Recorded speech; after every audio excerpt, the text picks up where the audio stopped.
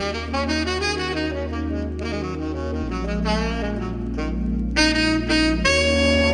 everybody, I'm Eric Payne and welcome to this very special episode of Off the Beaten Path. Tonight we're at the 60th anniversary gala benefit for the American Folk Art Museum, where they are honoring Faith Rheingold, Brian Donnelly, and our guest this evening, Miss Bisa Butler.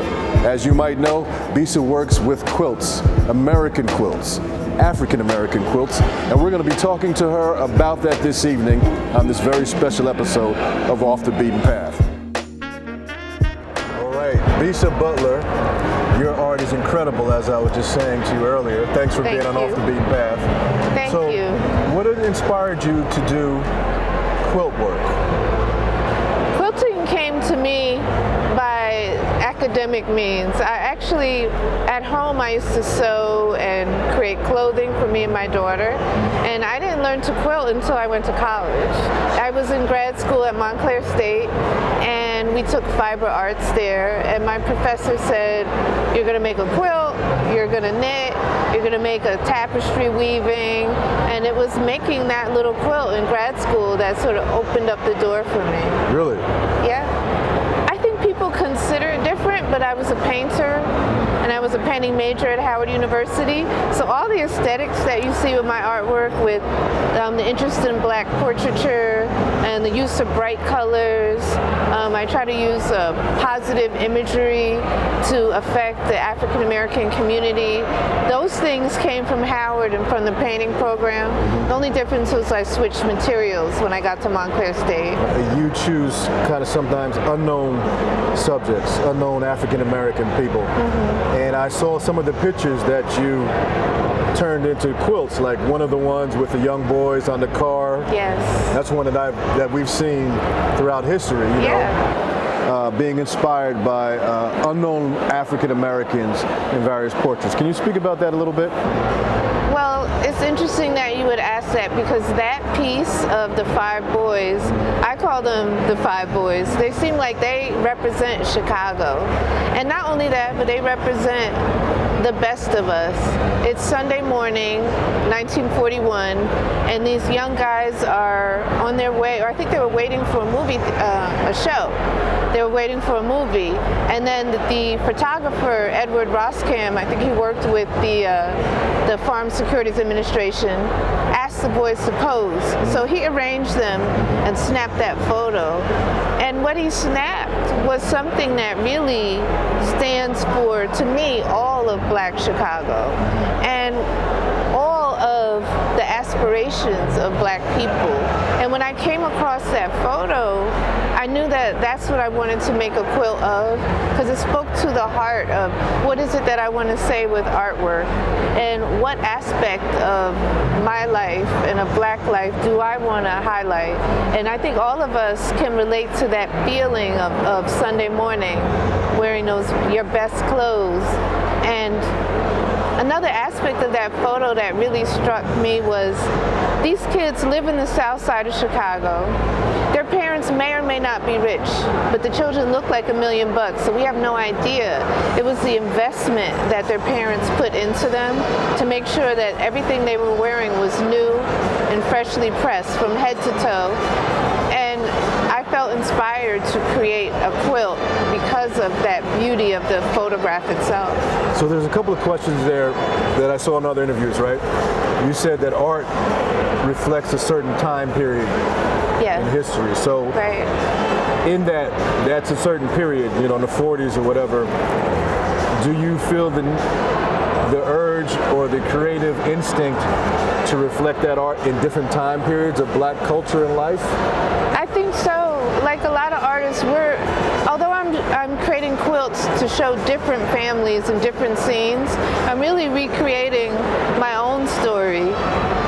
I'm falling back on memories that I have, things that I can relate to. So those scenes from the 40s, that's when my parents were born. So the photos that my grandmother would have shown me would have been images from the 40s, the 50s, the 60s. And then some of the really old photos in her collection might be like post-Civil War. So I was used to looking at old photos like that. And when I started showing my work internationally or in the national scene, not just for family and friends, I thought about that. What is it that I want to say? When I'm working on a piece, it takes me about 200 hours to finish it.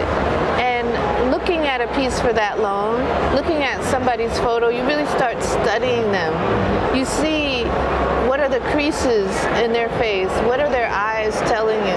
Look at their clothing, look at the way they hold themselves, their hands.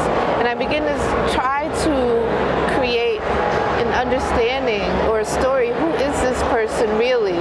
What are they thinking in this moment, and what was their life like? And I try to put that into my artwork. For instance, I did a portrait of Harriet Tubman recently, and the National Museum of African American History and Culture purchased it. And it was based off of a photo of Harriet Tubman that was only discovered, I think, in 2019. Wow. And it was Harriet Tubman at about 40 or 41. So nobody had seen a younger Harriet Tubman before, and neither had I. And when I started creating that portrait, I started learning things about Harriet that I didn't know. Her hair is impeccable. There's not one strand out of place.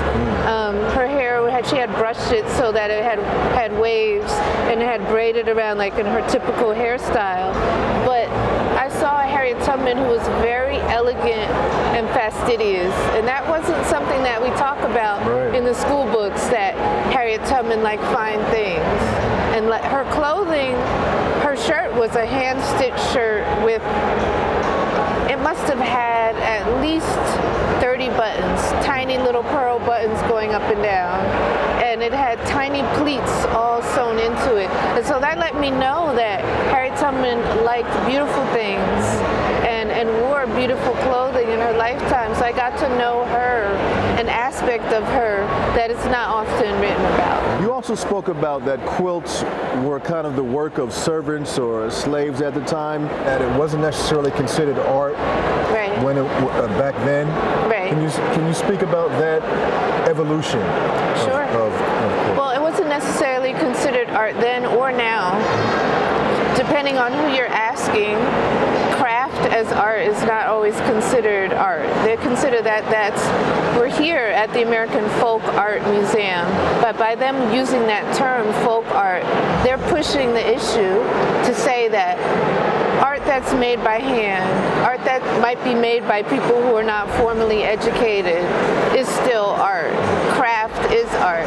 And a craft simply is something that you make with your hands. And that was looked at as work. So how could that be art when fine art was supposed to be lofty and only for the educated?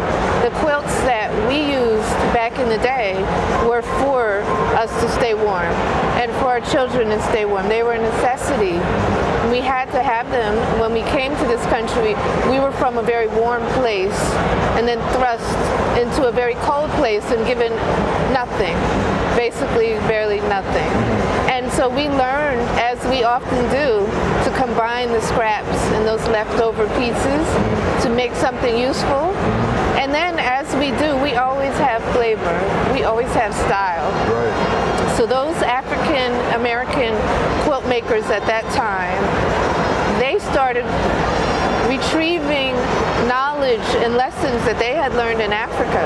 And so the African American quilts that were made in the antebellum era look like almost like kente cloth. You see like this vertical pattern, this strip pattern, and the colors that they used using those scraps, it was like they were recreating kente cloth from Africa. So yes, we needed it, and it was a necessity, but we also created art. And it's only, I would say, within the last 10 years that quilts have been recognized as fine art, and you'll see them in museums. Maybe let me take that back, 20 years, last 20 years. And before that, they would just look as craftsmen. You know. The work of women, the work of the poor, the work of the working class, the work of black people is not necessarily going to be accepted or respected. Well, I don't want to take up more of your time because you have an award to get. Yes. Bisa, but thank you so much. Thank you. For talking. Thanks for the interview. Thank you.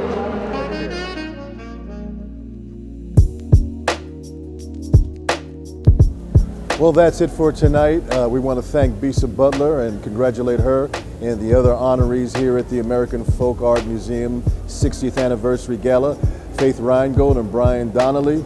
If you want to see Bisa Butler's work, you can see it at the Newark Museum, and all the other folk artists' work, you can see it at the American Folk Art Museum. Go check it out. Thanks for joining us on this special episode of Off the Beaten Path. I'm Eric Payne. See you again.